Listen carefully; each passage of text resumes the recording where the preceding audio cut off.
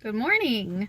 So I was thinking about this topic because it was something that before I had my gastric bypass surgery, I Googled a lot because I wanted to know when could I go back to work. Basically, when was I going to be feeling good enough to resume normal activities like going to work and, just going to the grocery store and driving and, all of that. So first off, I want to say listen to what your doctor says. If your doctor says, you're going to have to wait 4 weeks, wait 4 weeks. If your doctor says it's 6 weeks, wait 6 weeks. Don't go by what I'm saying. I'm only going to give you my perspective. Go by what your doctor says. As for me, let me back up and tell you what I do. So I'm a courier for Amazon. And I'm that person that brings your packages to your door and to your office buildings. I've delivered to so many different places. But most of the packages are not super heavy. Some of them are. My job requirement is to be able to lift up to 60 pounds. And I've had packages that were probably more than 60 pounds, at least 20 times. But most stuff is small, like the small envelopes that you might get from Amazon, the smaller boxes. I usually don't have really heavy things, but my doctor said because of the type of work that I do, which is very physical, I'm in and out of my car all day long. I'm in and out of businesses all day long. It's pretty physical. By the time I'm done working, I'm sweating like a lot. Like, who needs a gym membership kind of sweating? So he told me 6 weeks. Well, by week 2, I was losing my mind.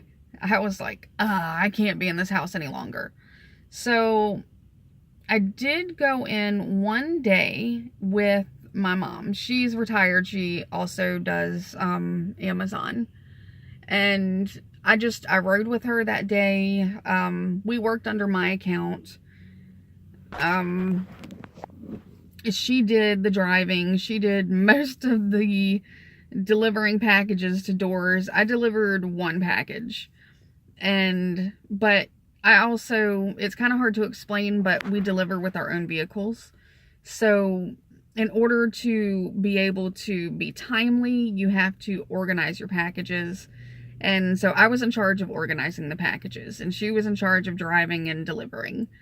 And, it worked out. It was fine. But mostly it was because I begged her to get me the hell out of the house because I was dying. So, yeah, I went for one day, and I realized very quickly that there was no way that I could go back because even the driving, even the sitting in the car wore me out. My first week post-op, I was still pretty heavily sedated. Not heavily sedated. I was still using I think it was hydromorphone or something like that, which really isn't that strong because I could still feel like, the incision pain and the pulling and, the muscles that were kind of disjointed from being cut through. But it was bearable. Sort of. It wasn't easy. I'll just put it that way. So doing a lot of walking and a lot of moving and things like that just wasn't going to happen. So, I would walk up and down through my house because it's like a ranch style house. So I could walk from end to end and, I could get my exercise in that way. And not just your exercise, but when you do that, I think it keeps everything more regulated. Like, I had no problem getting rid of gas and, having a bowel movement and stuff like that. But I definitely was not able to drive. So my second week, like a week and a half in, I'm into that second week, I stopped taking the pain medication, which was probably too early. but I wanted to be able to drive, and my doctor said that I could not start driving again until I was off of the pain medication. So I was like, okay, my mom was helping me out a lot, but she had to work too. I had to take my daughter to school because she doesn't drive, and that's like a 40-minute drive each way.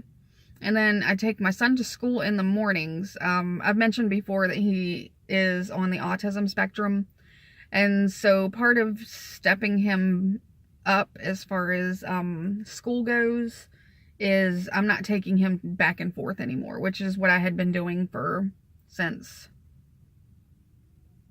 4th grade, I think. I can't remember. But so this year, I'm just taking him in the morning, and then he's coming home on the bus in the afternoons. So I'm in my car a lot. Like, I feel like this is my second home. This is why a lot of my vlogs or videos or whatever are in my car, because I'm here a lot. So, where was I going with all that? Oh yeah. So I wanted to start driving again because I didn't want all this to be on my mom, even though she was more than happy to help. So I did start taking my daughter. No, I started picking her up. My mom would take her on her way to work, and I would pick her up in the afternoons.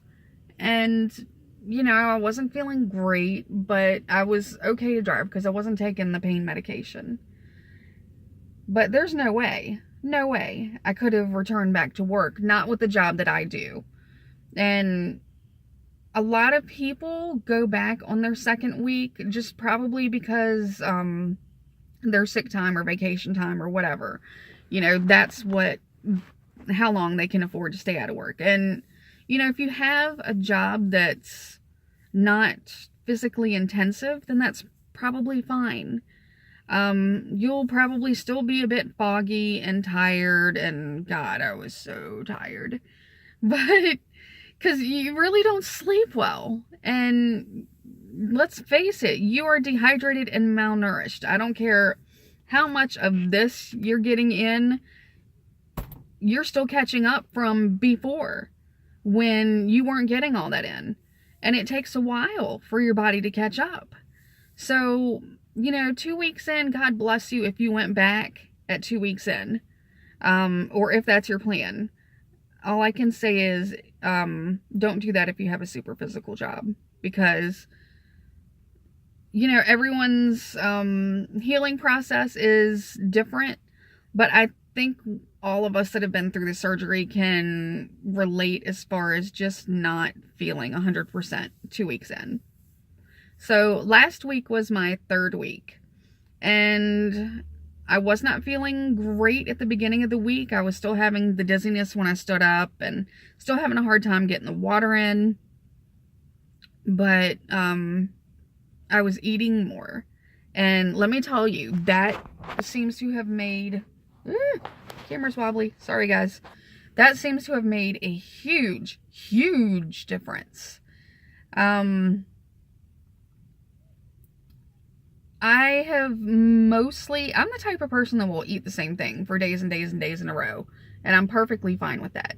So, oh look, my neck is red. This is just from me like rubbing up against my neck. I have seriously the most sensitive skin on the planet. But anyways, so pretty much every day I've been eating egg salad, and I've been eating chicken salad, and a couple of times, and cottage cheese. Whoo, every morning for breakfast, I'm like, give me the cottage cheese. Like, I wake up and I think about that. Like, oh, I can eat cottage cheese this morning. Yay! So, being able to get food in has actually made it easier for me to get the water in. I don't know how or why it's working that way, but it is.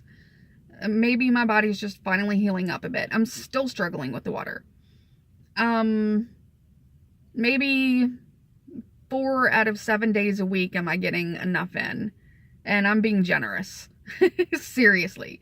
But and I probably should have talked to my doctor about that, but what are they going to do? Hook me up to an IV, and in 2 days I'm going to feel like crap again. Don't do that. Talk to your doctor. I kind of have a doctor phobia a little bit. So I try to avoid them. Not a phobia. I just, I have to really, really, really not be feeling well to go to the doctor. So anyways, now I'm going into my 4th week, and actually yesterday would be the start of my 4th week, and I'm feeling pretty good. I'm going to work this weekend, just short shifts. I'm going to do probably 4 hours Saturday and 4 hours Sunday, and my daughter's going with me. And because she wants to make extra money, and if she works with me, then, you know, I give her some of the money that we make. So, and she's 19, so it's not child labor. Not that she would even care. She loves going to work with me. She's like, are we going to work this weekend? Can we go? Come on. You know, I'll help. You don't have to do anything. Just drive. And I'm like, no. You know, we'll both work. But I still know that I'm not quite there to go back full time to my job. If it was a desk job, I'd be straight. Or, you know, if it was very light duty, then yeah, I'd be straight. But this is a seriously physical job. Think like UPS, except I'm working out of my car. And so she's going to go with me this weekend. We'll see how I do with Saturday. If I'm, if I do well with that. I keep stuttering. If I do well Saturday, then we'll work Sunday as well. But she understands that I can't do a whole lot of the heavy lifting and things like that. So she's, she has endless energy like 19-year-olds do. And I don't know why this is bunching up. Anyways, so how long should you take off after surgery? I can't tell you that. What I can tell you is think about your job. Is it very physical? Is it a lot of heavy lifting? Because after surgery, gastric bypass and gastric sleeve patients are at risk for getting hernias. And those usually happen from lifting heavy things because all your little muscles in there have been kind of torn up. So, you have to give them a chance to heal. You have to. Or you could have complications and you don't want those. So just think about what your job is, how physical it is, don't even think about, and this is where I kind of made the mistake. If you've had surgeries before, don't think about how quickly you bounced back from those, because this is a whole different ball game. Like, I had my gallbladder out and I was back in school. I was in college at the time. Within, I think it was 4 days. Now, granted, that was a lot of sitting at a desk, but no, that would not have happened with this surgery. So plan on, if you have a desk job or a job that doesn't require a lot of heavy lifting and a lot of walking, plan on at least 2 to 3 weeks, and I would say closer to the 3-week mark. Definitely after you have stopped taking your pain medication, and you won't know until after the surgery exactly how long you'll need that pain medication. And it probably, well, I'm not even going to say probably, it's not a good idea to stop that pain medication too early. I did, and I regretted it. I think that really kind of did not help me in the healing process. I think that it hindered it.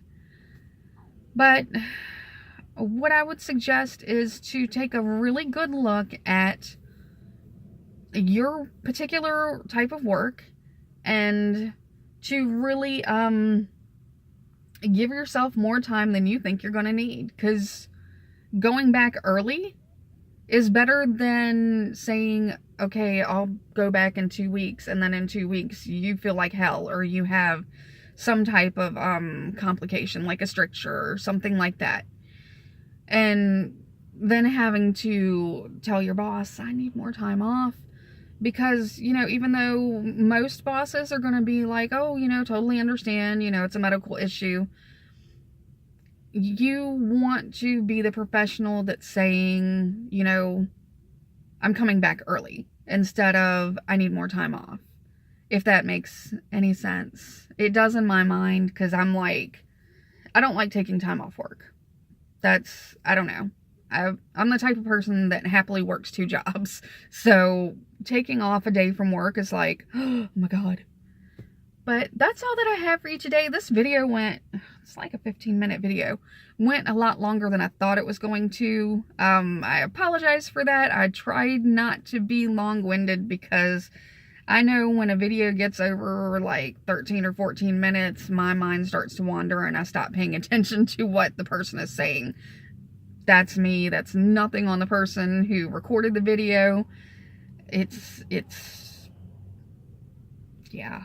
Anyways, y'all have a great Thursday. I don't know if this is going to get uploaded today or tomorrow, but either way, have a great Thursday or Friday or whatever day it is. Have a great day. Bye.